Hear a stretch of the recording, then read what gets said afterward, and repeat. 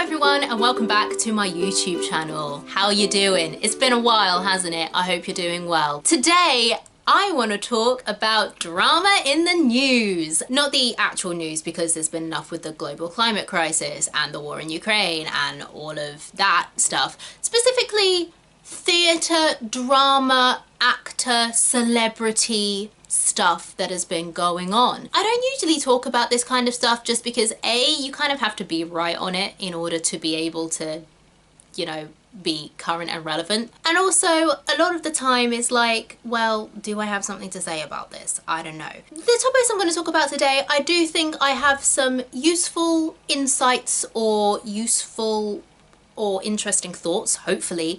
So I thought I'd share them. Why not? Oh, show of the week. Show of the week is Newsies because it's about newspaper boys. There we go. Love it. Can you tell how prepared I am for today? I'm really like, mate, I've had so many self-tapes, like just auditions actually, not even just self-tapes. I've had so many auditions come through, which again, not complaining, it's great. I love it.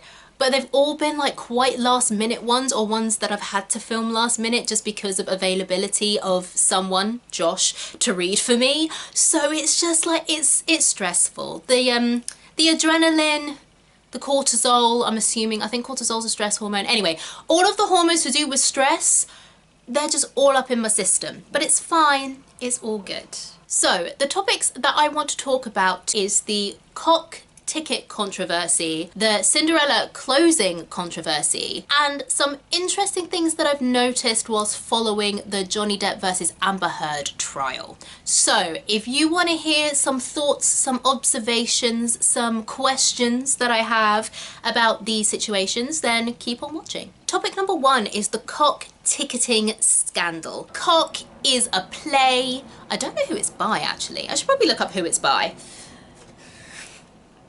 I'm so prepared. So Cock is a play by Mike Bartlett that is currently on at the Ambassador Theatre in the West End. Over the last week, there was huge backlash when the top price premium tickets for Cock shot up to £400, excluding booking fee. So £400 plus you need to pay booking fee on top of that. Everyone was kind of pissed about it. Understandably, in my opinion, but we'll get into it.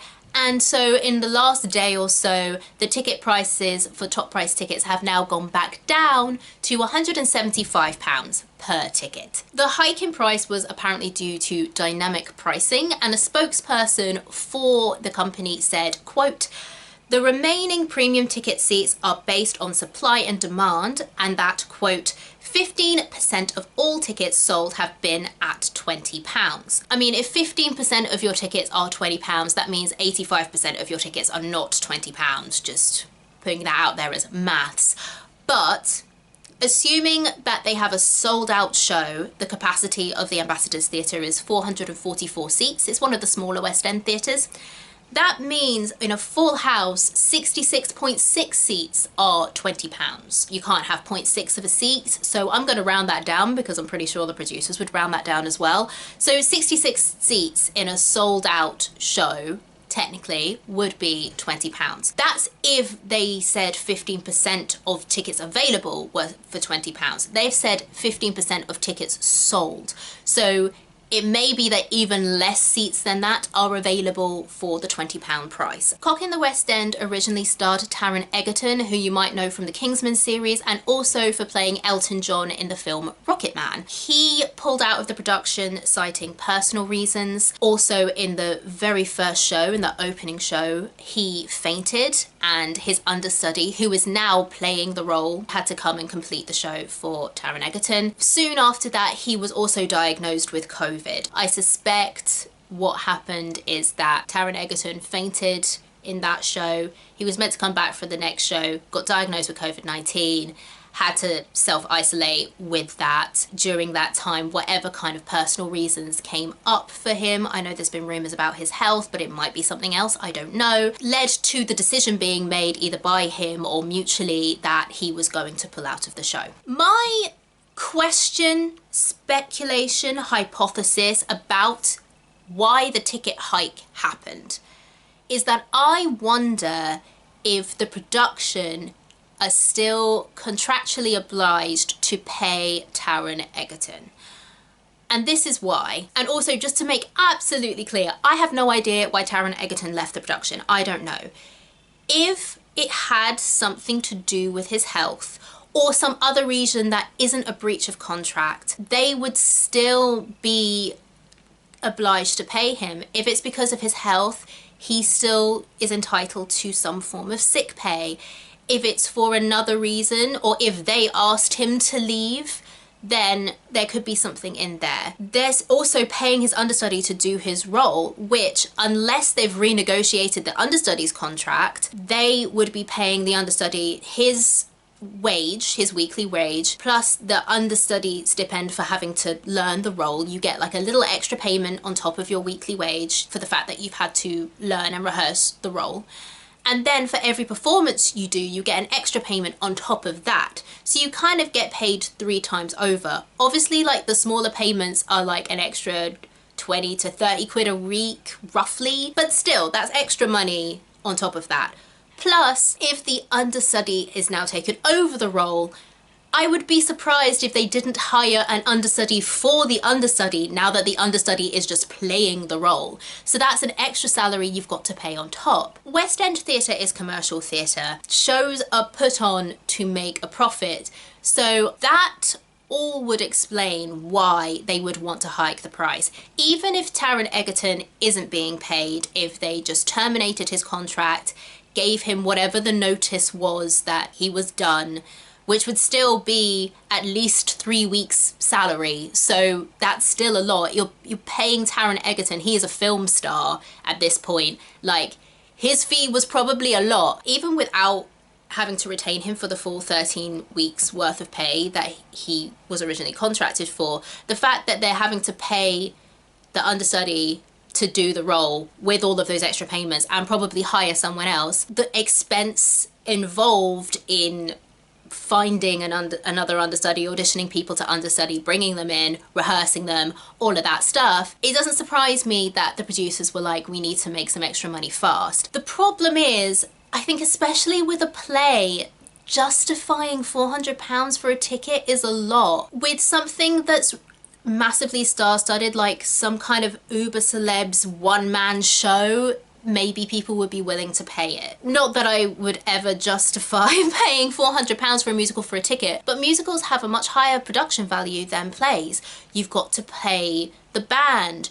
There tends to be more spectacle, there tends to be more sets. A higher ticket price for a musical as opposed to a play is justifiable, even if you're talking about shows with a similar number of cast involved, I would say. Charging that much for a play ticket, I think, is even more ridiculous, if that makes sense. Again, this is just me speculating, hypothesizing. But one of the things I did wonder is that if they didn't actually want or need to raise the top price tickets to £400, if they were just like, if we raise it by this amount, because there have been other things that have been in that price range. The special Stephen Sondheim concert, memorial concert that they did recently in the West End, tickets for that were £400. Even without that example, there have been tickets on the West End for £350. In the grand scheme of how expensive tickets have been at other places, it's not out of the realms of possibility. People have charged that, people have paid it. I could imagine the conversation being like, if people will pay that,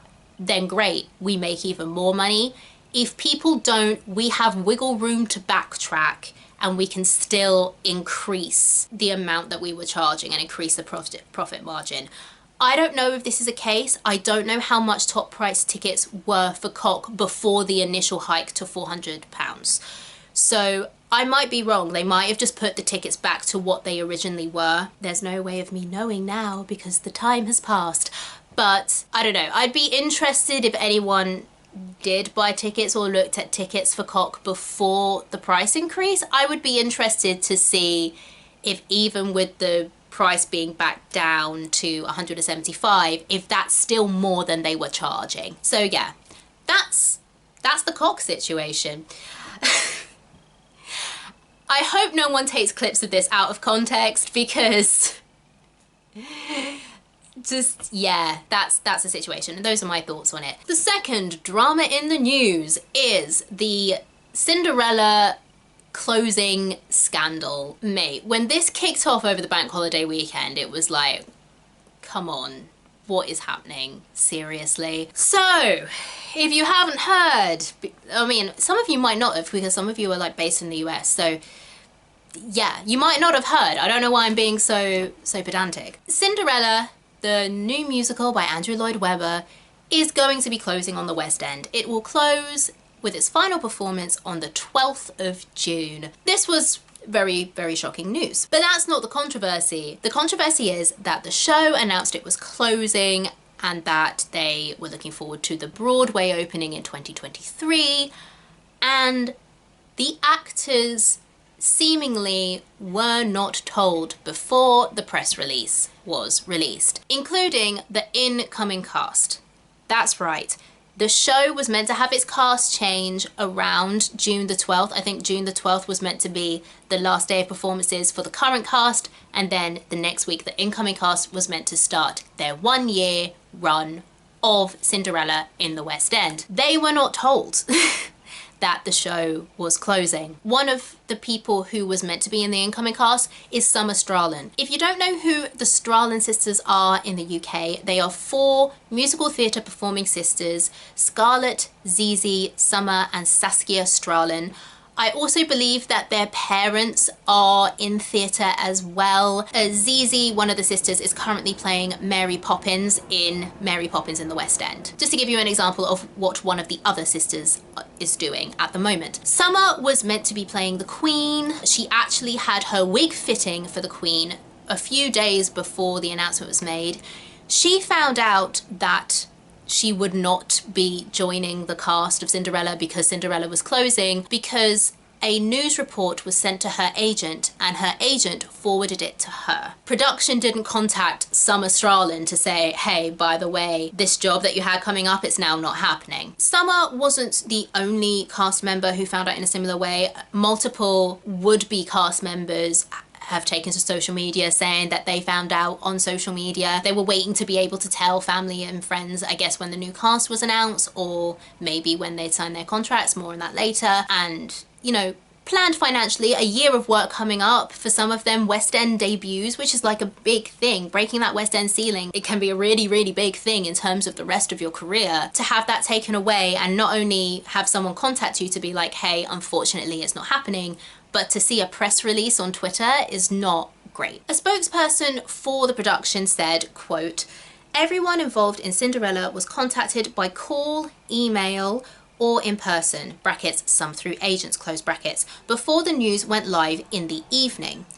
Every effort was made to ensure people were notified before it went live, while trying to manage how quickly it would move on social media once people were informed." In the fallout of this, Equity has been giving statements of support for the cast and crew. I don't know what Equity are doing behind the scenes, but I imagine meetings are being had. Also, there have been protests outside the theatre, the Gillian Inn Theatre, where Cinderella is currently playing because of this. So that's kind of an idea of what the fallout of this has been so far. My big thoughts about this, apart from the fact that it's disgusting that people are finding these things out on social media, I mean, actually, let's start with that. In the statement, it said people were contacted before the news went live in the evening. The closure was announced on Sunday, the 1st of May. That weekend was a bank holiday weekend. If you don't know what bank holidays are, because I think they're just a British thing, but basically it's when the Monday is also a holiday and everything, if you're not working in customer service, is shut. More importantly, offices tend to be shut on the Monday. So banks and other kinds of offices, agents' offices would be closed on the Saturday, the Sunday, and the Monday. The fact that they were contacting some people through their agents, if you're just sending out an email, or if you're calling an office phone on the morning of Sunday the 1st on the bank holiday weekend, you can't expect that those are gonna be picked up. I'm sorry, you can't. Like, it's Sunday, it's bank holiday. Agents are well within their right to not be on their work email and not be in the office on the office phone. That to me, first off, is like, why not just contact the actors? You have the actors' contact details. Secondly, if you don't, aeroplane. I love living near a city airport. Yay. Secondly, if by some miracle you've lost the contact sheets to actually contact your actors and crew directly, tell the company manager. The company manager's job is kind of to be on call, because if it's the off day of the show and your lead actor breaks their leg, it's the company manager's job to figure that out and be like, okay, you're fine, you're at the hospital, you're getting that scene too, great. Hey, understudy, you're gonna be on, so you might want to look over your lines. The company manager would be in a position to answer that phone call, see that email, and make sure that the entire company, cast and crew, band if necessary, if that's in their remit, which I think it would be, at least the MD, knew what was happening. It's a freaking Sunday on a bank holiday weekend. Just tell the company manager, get them to tell everyone in the company. It boggles my brain. I can imagine a scenario like, okay, let's call everyone. Call an agent. Oh, they're not answering their office phone. We'll send them an email. If they're not in the office, what makes you think they're on their freaking email? Sorry, yeah. So that's the first thing. Maybe give the press release 48 hours to make sure everyone can get back to the office on the Tuesday and be like, oh damn, okay, this is not happening anymore. I need to contact my client to make sure they know. On the flip side of that, they probably wanted to tell people before they had the show on Monday, assuming that the show run is Monday to Saturday, but still, then call the company manager. Company manager. The second thing I immediately thought of was contracts. That's the second thing I thought of was contracts, especially when it came to the incoming cast. Had they signed their contracts yet? What stipulations are in the West End Equity Society of London Theatre contracts about if shows are cancelled? I went onto my equity account and I went onto the West End Theatre SALT agreements and looked at the clauses. Now, bearing in mind, I am not a lawyer, although watching the Johnny Depp Amber Heard trial, I have had several moments where I was like, hey, maybe I could study law, and then maybe I could be like a law person for performers and like theatre professionals, and then I was like, that takes time. This is not equity contract legal advice. Talk to equity if you have issues with contracts, but I wanted to have a look to see if I could figure out what might be relevant to this. And I think what we need to look at is the failure to produce clause, which is clause 2.2.10 in the SALT Equity West End Contract Agreement. Paraphrased, what this clause states is that if there is a failure to produce, meaning that the producer is like, we're not putting the show on, the performers are entitled to all payments accrued up to and including the date of notice. The date of notice being the 1st of May, Sunday the 1st of May. So if the actors hadn't been paid yet, any work that they'd done that they need to be paid for, up to and include that date, needs to be paid for. In addition to that, they are entitled to 3 weeks salary, which increases to 5 weeks salary if they're given less than 8 weeks notice, or it can be increased up to 6 weeks pay if less than 4 weeks notice is given. The other part of this clause is that if the show is abandoned after rehearsals have begun, so you've started rehearsals and the producers are like, yeah, we're not doing the show, the performers are entitled to 6 weeks salary minimum. As I said, the notice was given on the 1st of May, so that is 6 weeks notice of the closure. My understanding, and again, I could be misunderstanding, but for the sake of this video, not legal advice, my understanding as a layperson is that the members of the current cast who were leaving the show anyway, they wouldn't be entitled to any extra in terms of notice, because the 6 weeks salary they're entitled to after the notice is given would be covered by the final weeks of performances. I think they would just be paid up to the end of their contract and then that would be it. For the current cast who were meant to be staying on, I believe it's the same.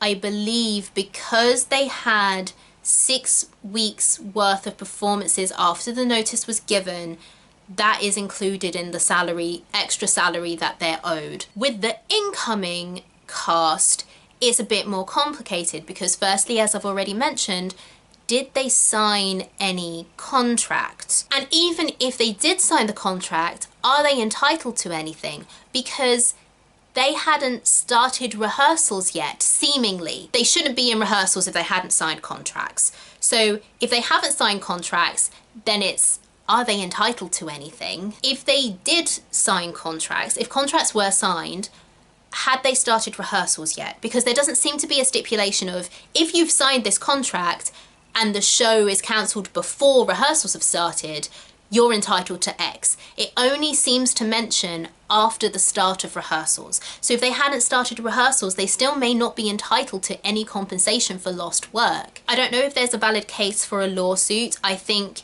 if contracts had been signed by the incoming cast, or if the new contracts had been signed by the cast who were staying, there could be a argument for that, but I think it's easier to prove the lost work of like, I was meant to be being paid this much over the year. I'd signed the contract saying I was employed and now I'm not. If contracts hadn't been signed, there could arguably be a case. I don't know how strong it would be, and it would basically hinge on all of the people involved being able to prove, look, I could have had these auditions, or I had these other job offers that I declined because I had this verbal agreement with the Cinderella company. In an ideal world, I would hope there'd be some form of compensation for the incoming cast who now are out of work. I also appreciate that equity are on the side of the company, but also I think this highlights that what's needed is a change in the contracts. When COVID happened, there were loads of the shows closing indefinitely because of the ongoing situation, and people in those companies finding out on social media exactly the same way as the incoming company of Cinderella did. And everyone was like, this is unacceptable, never again, it shouldn't happen.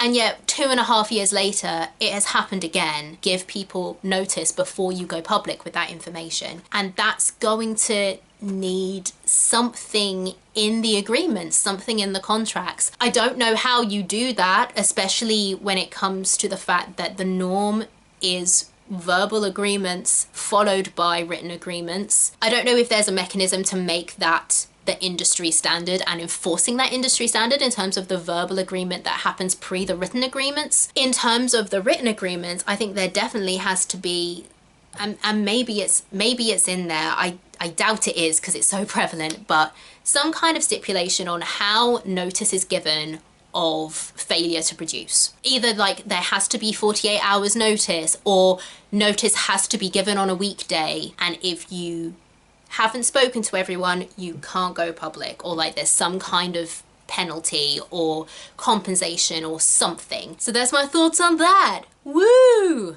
I have no idea how long I've been filming, but we'll do the Amber Heard Johnny Depp stuff anyway, and it could just be a massively long video. The final drama in the news it's kind of ongoing. It's just a very long process. Final drama in the news is the Johnny Depp and Amber Heard case. I don't want to talk about my opinion on who I believe or don't believe, whose side I'm on, etc. with this case. We haven't heard everyone. At the time I'm filming, tomorrow they're resuming trial after having had a week break, and Amber Heard is going to resume her testimony. So we still have all of Amber Heard's testimony, plus any other witnesses that she will be calling, any other evidence that she wants to present. And then Johnny Depp is going to have the opportunity to have a rebuttal. So Johnny Depp's side may then after that call some of their witnesses again to rebut some of the things that Amber Heard's team have stated in their case. And then we'll have closing arguments. So the trial is not over. We have very much only really heard Johnny Depp's side. That is not to say that his side should be discounted, just that we haven't heard everything, and I don't feel comfortable giving an opinion on what I think about this case in that regard until we've heard everything. What I do want to talk about, which I found really interesting and thought-provoking, is the way that the logistics of being an actor, of being in the entertainment industry, have been portrayed in this trial. And how, in my opinion, some of the lawyers, and I know it's their job, but some of the lawyers have been misrepresenting how things work in order to further their case to the jury. I know that's their job. Their job is to be like, yeah, but this person's biased, and oh, this is this, and this is that, and oh, you didn't get a thing for this, and blah, blah, blah. Like, I get it. And the jury is made out of lay people. The chances of one of the juries being an actor or being another entertainment worker to be like, yeah, that's not how this works, is gonna be minimal. It's in the lawyer's interest to do what helps their case. But it still annoyed me, so I want to talk about it. So there's two specific moments that I particularly want to talk about. The first is when Johnny Depp's current agent, I believe, was testifying. Basically, his testimony was going towards damages for Johnny Depp. And he was saying how there was a deal for Pirates of the Caribbean 6 of about £23 million for Johnny Depp to obviously come back and play Jack Sparrow. And on cross-examination, Amber Heard's lawyers were like, you never saw that number in writing, did you? There was no contract saying that Pirates 6, Johnny Depp is going to be paid.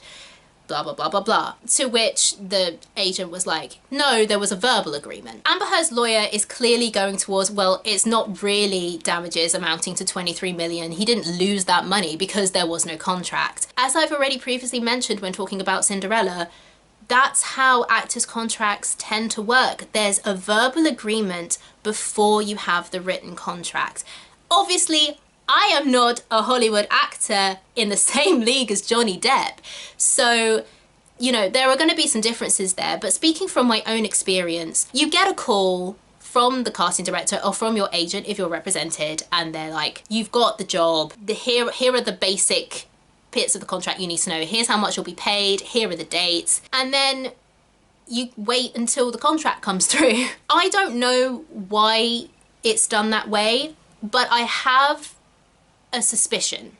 And if anyone, you know, works on the other side of like casting and production, let me know if this is the case. But I imagine the reason they give out the verbal contract or the verbal agreement before sending out the written contracts for you to sign or for your agent to sign on your behalf is because they want to wait until they know who the whole cast is. They want to wait for everyone to agree, and then they send all the contracts out together.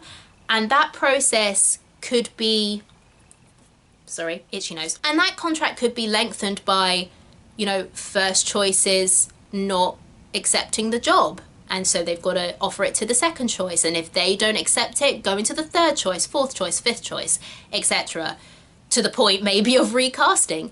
It could be because other people who have been offered the job want to negotiate some terms. They might be like, would love to accept, but the pay's too low. Can we bump it up to this? Or I need these extra considerations taken into account. Other things might need to be negotiated with other members of the potential company, and they need to iron all that out before sending out all the contracts. In the case of Johnny Depp and other celebrities like him in franchise movies, this is my speculation, but I imagine that they would have gone to Johnny Depp first as Jack Sparrow, who's kind of been the constant in the Pirates franchise. Like, I only really watched 1, 2, and 3, I'm going to be honest, and then I tapped out. But I believe Johnny Depp is one of the only characters that has been in all of the Pirates movies.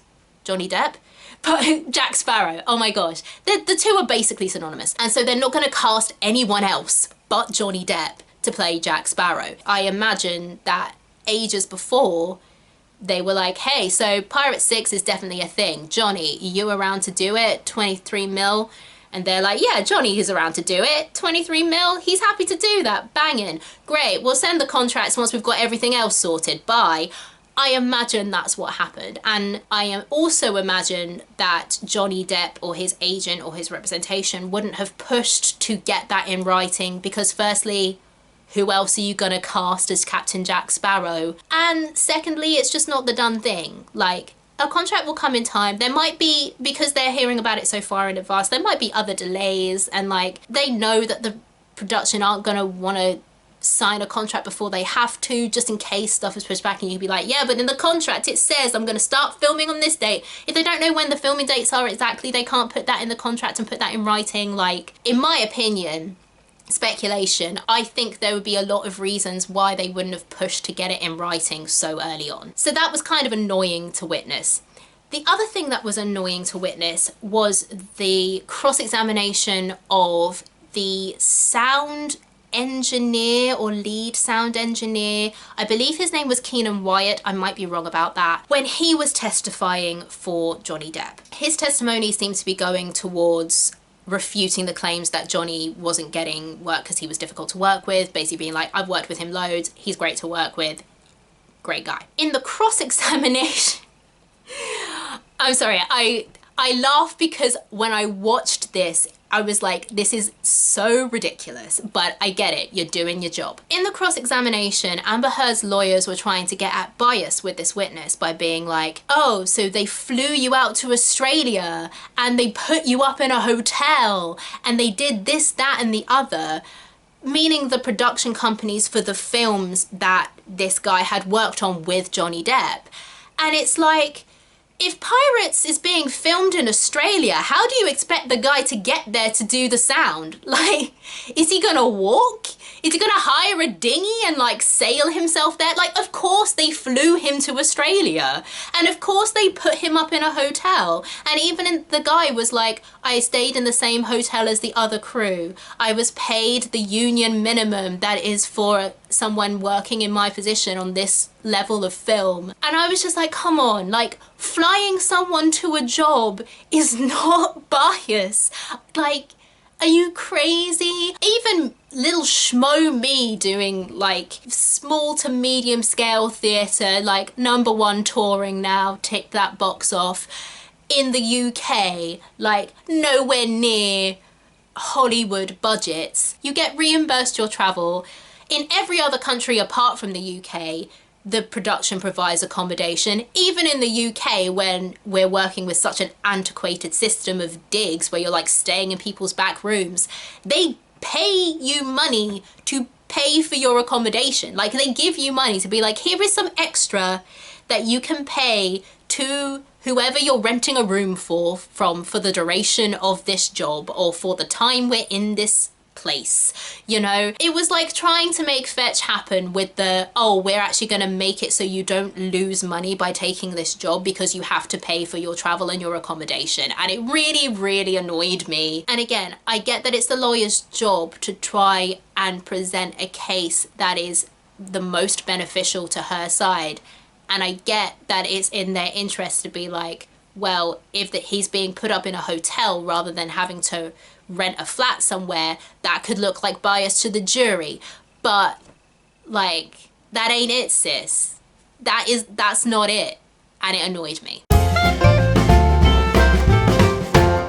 Hello, me from the future with poofier hair, and I have one more point to add to this in terms of things that have been misrepresented by the lawyers about the acting world, which came up in Amber Heard's cross-examination. Amber Heard's now finished her testimony. This is a few days later. And in the interest of like fairness, because it's not just Amber Heard's lawyers representing things, and also because it's relevant, I wanted to add it in. In Amber Heard's cross-examination, her being in Aquaman came up, and Johnny Depp's lawyer said something along the lines of, Johnny Depp got you that role, didn't he? To which Amber got very defensive and was like, no, I got myself that role by auditioning. That's how that works. And I can understand why she got mad and defensive. I would have really appreciated it if Johnny Depp's lawyer had said something more along the lines of, Johnny Depp got you into the room for that audition, didn't he? Now, this is more on the fence than my other two examples, because it may be that their argument is that he did literally get her the role by talking to people, pulling as many strings as he was able to in order to get Amber that role. And if that's their argument, then they kind of asked the right question. That moment in the cross felt more like a dig at Amber more than being like, Johnny Depp was better to you than you deserved. I think if I was on the jury, as a person not in theatre or in the performing arts, I would take it more like he literally kind of got you the role. Like, even if you did audition, like, Johnny made sure that you were cast. Now, this is kind of a contentious thing because on the one hand, nepotism is a thing in our industry. It's why people like me who are not from performing arts families and don't really know people in the industry before we graduate or start into it have a much harder time than people who are from these performing arts families. Ben Platt's dad is a producer. The guys who wrote Six, I found out a few weeks ago, are related to people in the theatre industry. Benedict Cumberbatch's father is an actor himself. I'm not saying that all of these people aren't talented and don't deserve the success they had, far from it. It's just that who you know is important, because people who are making work or directing work or casting need to know that you as an actor exist to think to call you in. And the more people you know, the more likely someone's going to get a project on their desk that is the right casting for you and think to bring you into audition. And then after that, then it's the case of, if people know you and they know maybe what you're like to work with, or at least what you're like to be around, and in a good way, then they're more likely to want to work with you. It's why being good to work with is such an important part of being an actor, because that's how you get recommended, that's how you get rehired, because no one wants to work with an asshole. Like, bottom line. And this is also where nepotism can't just save you. Like, if you are genuinely terrible to work with and you don't have the talent for people to see past that, that's when, even if you, like, your whole family are this whole, like, performing arts film Hollywood dynasty, you're not gonna get work. I've never seen Amber Heard act, so I can't judge her talent. I'm not gonna do this because I really don't care.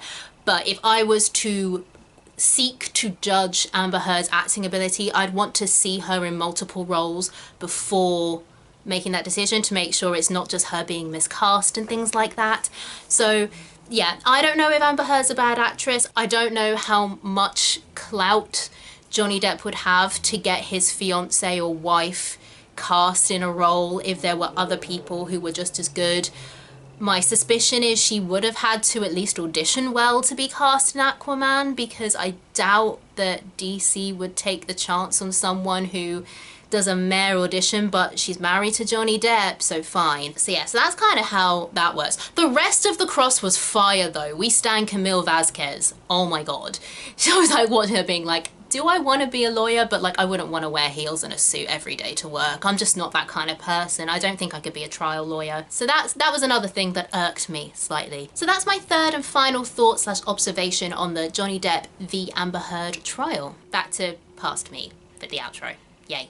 So those are my thoughts on some of the drama in the news that has been happening. I don't think this is going to be a segment, so I don't know why I said that as if it was a title, and like throughout the video I've said that like it's a title, but I guess if you do want it to be a segment, then let me know. Those were just some things that have happened recently, you know, and I was like, actually, I do want to talk about this. So I talked about this. Yeah, so I hope you enjoyed this video. If you did, please consider liking and subscribing. Would love to have you on the channel. Come on down. Stay tuned for more theatre content from a UK perspective, and I will see you all in my next video.